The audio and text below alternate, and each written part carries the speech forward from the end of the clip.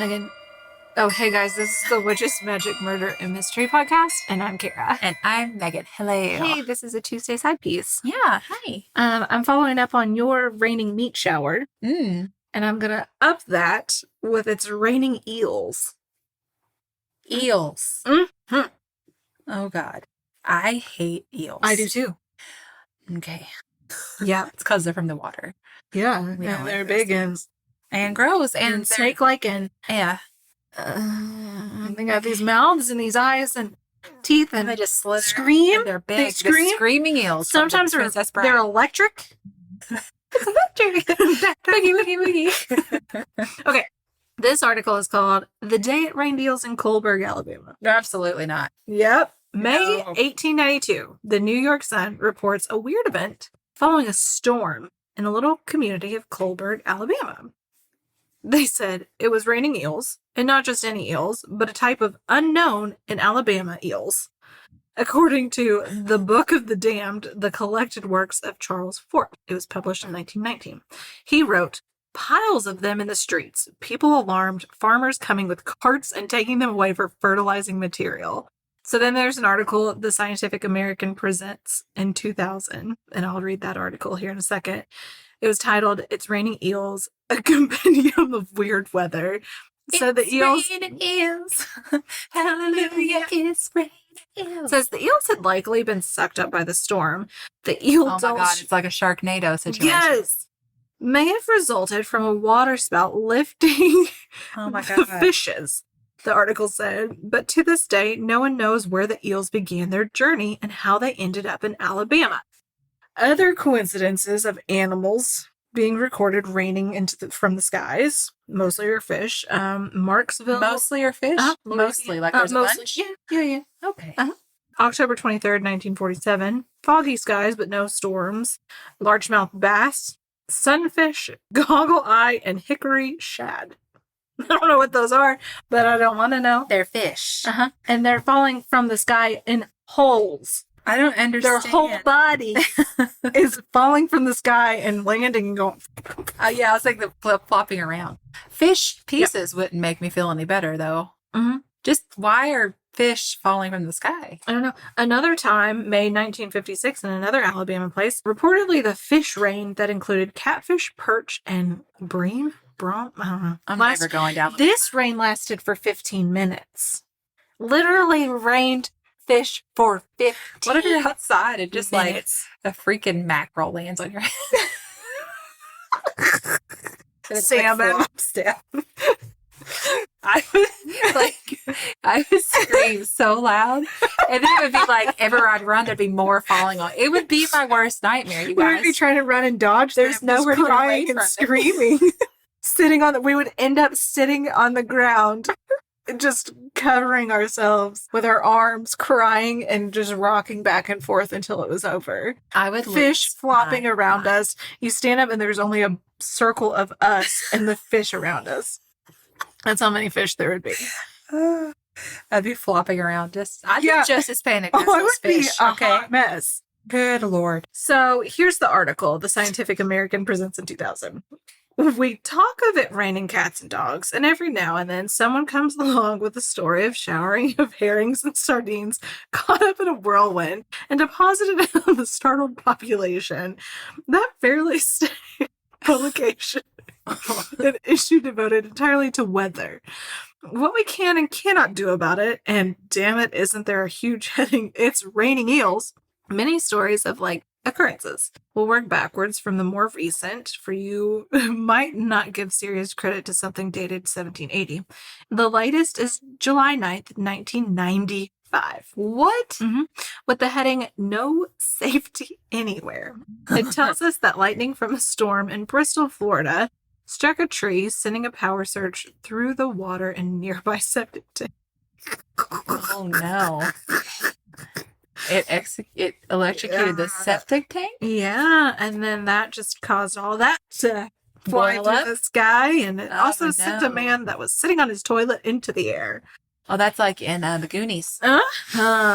So it just goes on to talk about how there's waterfowls in these tornadoes being tossed around towns and fish and all these other things. So then it talks about the eels that fell during a rainstorm. It says farmers quickly drove into the town with carts to take the eels away to use as fertilizers for their field. It says odd use of very good eating, was it not? Why would you? They said that people smoked the eels like they would salmon. And ate them? Yeah. They don't know where they came from. Maybe they thought it was from the Lord. Maybe Jesus gave them the fishes. I don't. So Sharknado, I guess, is not. I mean, it's based in some sort of science. Yeah. I don't understand it. Why also, if this is a thing that apparently has happened several times, when it doesn't happen anymore, right? No. So there's one from the New York Sun from 1892. So we don't know how credible these are. I mean, they're old. But I would say that it happened, and I would say that this is 100% accurate. Well, like I said in that Kentucky meat shower thing, Kurt Godey said that it was back then. Yeah. It wasn't uncommon for weird things to fall from the sky. And they didn't always investigate it until they had an answer. Sometimes they just were like, well, I guess we're not going to know. And people were okay with that. Yeah. None of us are like that. Yeah. We're all people who want to know. Yeah. But back then, I guess they were just kind of like, oh, there's more weird stuff happening. Yeah. Yeah. Okay. So Birmingham, May 20th, Coalburg, a hamlet lying 8 miles southeast of the city, reports a curious shower a few nights since. Toward evening, the village seemed covered with a dense cloud so black as to threaten a storm, but it was to be seen that there was neither wind nor heavy rain. The cloud continued to hover above the town nearly 11 o'clock that night, when it began to shower lightly, and something in the sound of the rain striking the people as strange.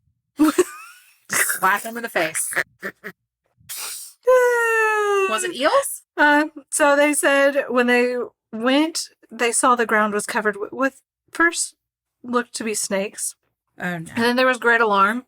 And then people got curious. And then they noticed it was young eels.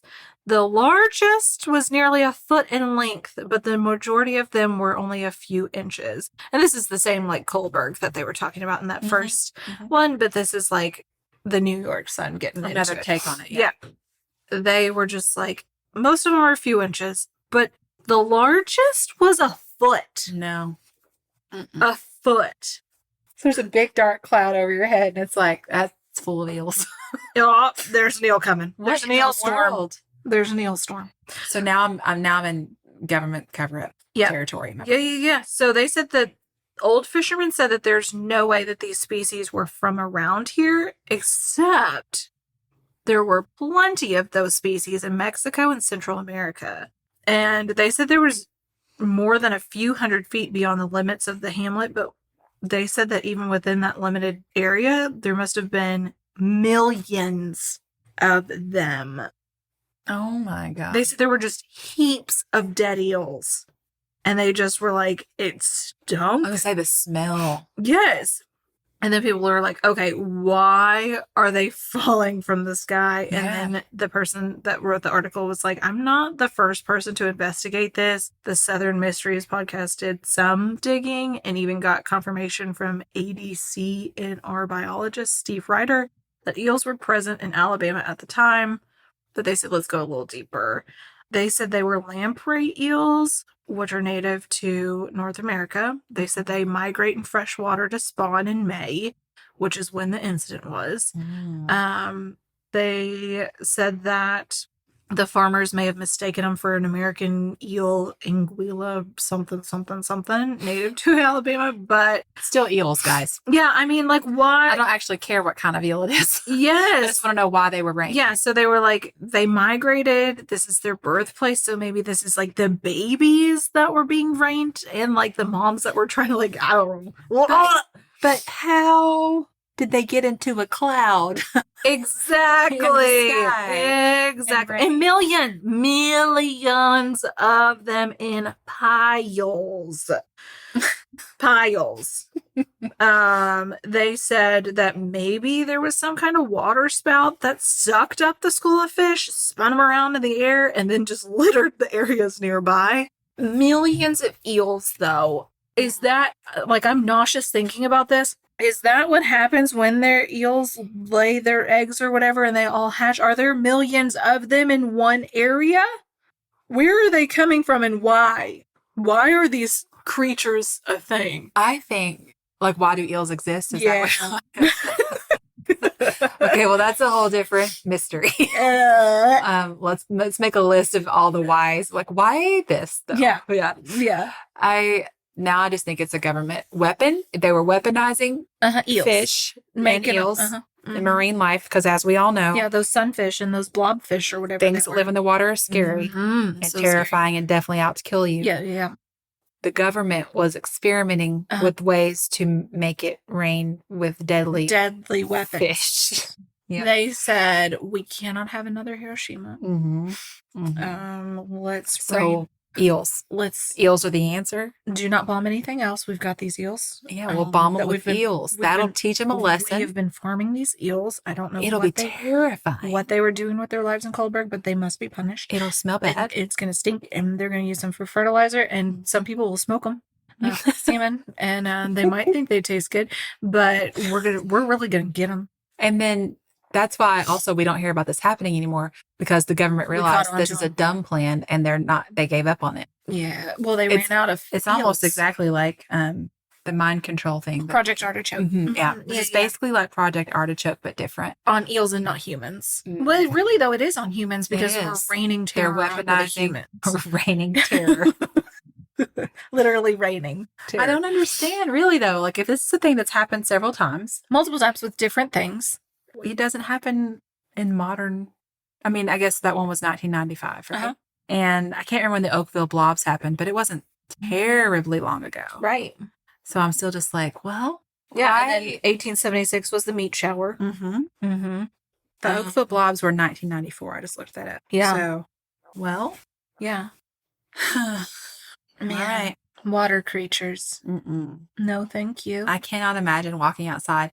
Even taking away the fact they fell from the sky, just walking out and seeing eels everywhere. So are they like dried out at this point because they like are falling from the sky, or are they still like wet and slimy? Maybe, Kara.